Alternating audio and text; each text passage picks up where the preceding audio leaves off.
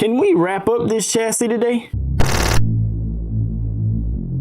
Welcome back to the channel, guys. Last time you seen this chassis, we worked on the rear end, getting the rear end together, cutting and shortening that rear axle, as well as installing all of the 3D printed parts to get me a rear end that can move up and down and simulate that bag suspension that I want. Today though, we're gonna start on the front. I mentioned in that video that the couple things that were next were getting that transmission and motor installed, as well as wrapping up the front and the steering. But today I'm gonna try to wrap up the entire chassis, I believe, minus some ESC and receiver mounts, I think. Right away, you probably noticed we have the front end pretty much wrapped up. I actually went ahead and cut those bottom hinge pins. I have everything mounted up in the front.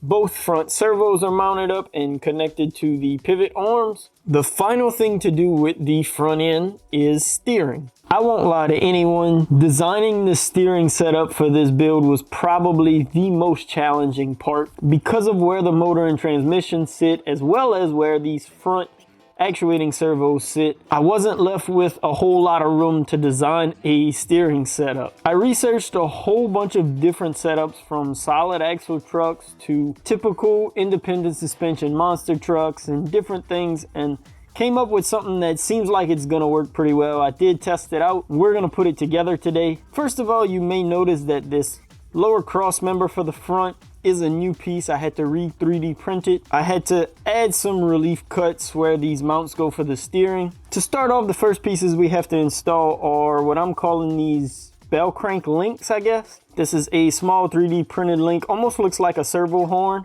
and I have a bearing pressed into it. These bearings are actually left over from the micro F1RC build I did a long time ago. And now we have a center link, I'm calling it, for the bell crank. This also has two of those bearings pressed into it. Before that gets installed onto the chassis though, I'm actually going to install the steering linkage.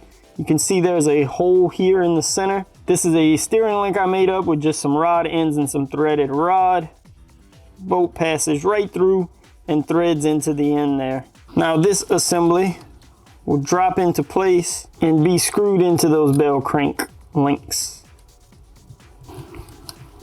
Next up, to install the steering links, these are very similar to the servo steering link. These will go to the hubs. Same thing, just some rod ends with a bit of threaded rod. Now we can flip it over and install these links on the bottom side of the steering hubs. So now we have a little steering. This seems like it'll work pretty well. It gives me enough steering throw for what I want. Those parts still need to be cleaned up a little bit. But where exactly will we mount a steering servo? Well, based on the position of this link, you might be able to guess. One of the toughest things of designing this steering system was finding a place to put a steering servo.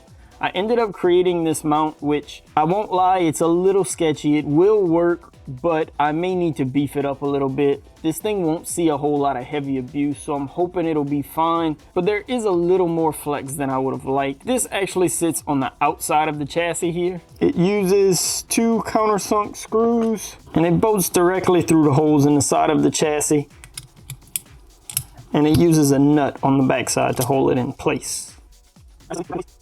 It gives us literally the perfect amount of ground clearance. That servo horn barely touches the ground when it's slammed on the ground. Won't really be driving this thing slammed on the ground, so that won't be an issue. And finally, to complete this, we'll just install the link onto the servo horn. This is an aluminum horn. I have a threaded aluminum servo horn here, so I can just thread the screw into the backside. And now our steering is all set up.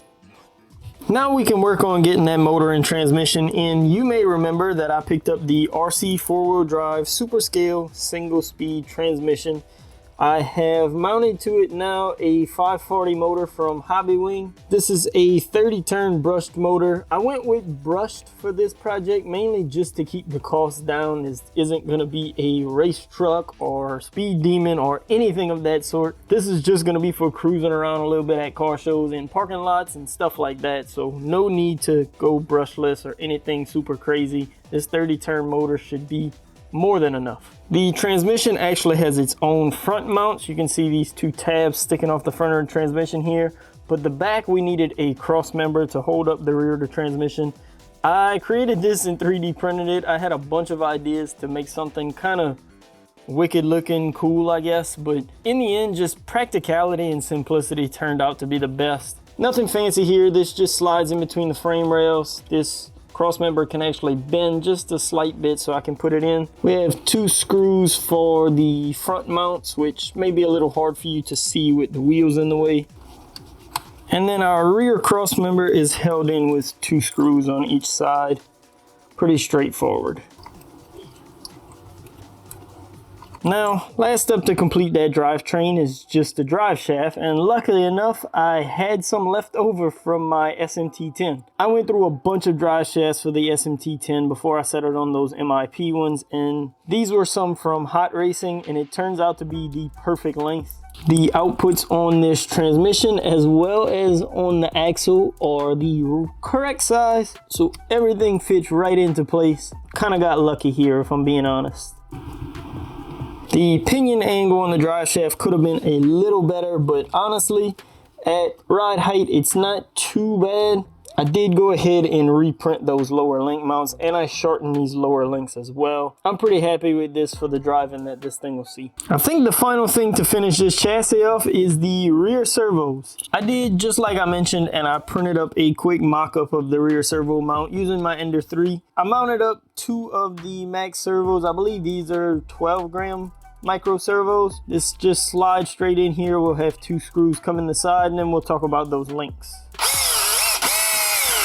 Similar to the drive shaft, I got pretty lucky with these rear links. I found these in my spare parts box. These are actually from the HBX Devastator that I completely blew apart to build my solid axle micro monster truck. They are basically the perfect length. They're easily adjustable. They thread into the bottom of the pivot arm, and then I'm just running a screw straight through them into the servo horn as well. This worked out really well, better than I even expected, honestly. There was no way I could end this video showing you a complete chassis but not demonstrating how it works. So we have to talk about this mess of wires I have back here. First of all, just a 3S LiPo. I believe this was from one of my jet boats I built, actually. This is the Hobbywing Quick Run 1060 ESC. This will power the brushed motor, and it's connected to a Graupner GR8 receiver. I will be using my Graupner X8E transmitter that I actually use for my no prep car as well to drive this thing, mainly just because it has the capability to have 4 channels. I can set them up on switches to use these servos to lift the truck up and down. Speaking of those servos, that's where it gets kind of messy. What I wanted was for the front servos and the rear servos to work on one switch. So in other words, one switch for the front, click one switch and the front will raise, and one switch for the back, one switch and the back will raise. I didn't want each servo working independently. Just too many channels, too many buttons. I rather just drive, set it down by pressing 2 quick buttons. To get that to work, first off, we need a Y harness for the servos. You can see I have plugged into the receiver here and coming out the other end. But we also needed a reverser for the servos, since one servo is facing the normal way while the other servo would be facing the opposite way. And we can't just reverse the channel since both servos are going to the same channel. Picked up these little inline reversers, and that just plugs into one of the servos going into the wiring harness. These are all wired up, so we're just going to power on the transmitter and power on the ESC. Let's see how this works. And now, pretty simple enough, I have the transmitter set up where I will press 2 buttons. We have one here. That'll raise the front, and the other one is on the top here. This will raise the back, so lift up the back and the front. You probably noticed what I noticed right away after installing all of this. It does lift the truck off the ground. If I plug in the motor, the truck will move. We have steering.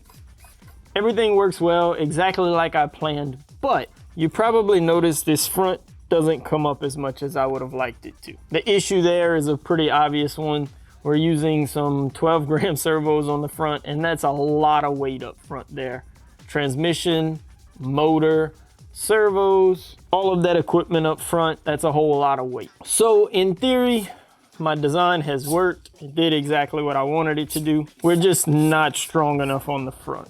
I believe that's going to be a pretty easy fix though. If you can see in my 3D model now, I was able to take the mock-up I did of this steering servo and throw them on the front. You may have actually heard throughout this video a little background noise. I actually have some new front servo mounts printing right now, and I ordered 2 more of these steering servos. We're going from 12 grams to about 9 kilograms. So basically 3 to 4 times the power. Hopefully that'll definitely lift up the front. I'm a little nervous about getting it all to fit underneath the body, but looking at it, I think it'll work. Like I said, the main thing here, everything seems to work. All of my pivot points and mechanisms seem to work in actuality and not just in theory and design anymore. Let me know down in the comments below, do you think those bigger servos up front will help us and lift that front up to where I need it to be at ride height? Make sure to leave a like if you're enjoying these videos. Next up is working on that body.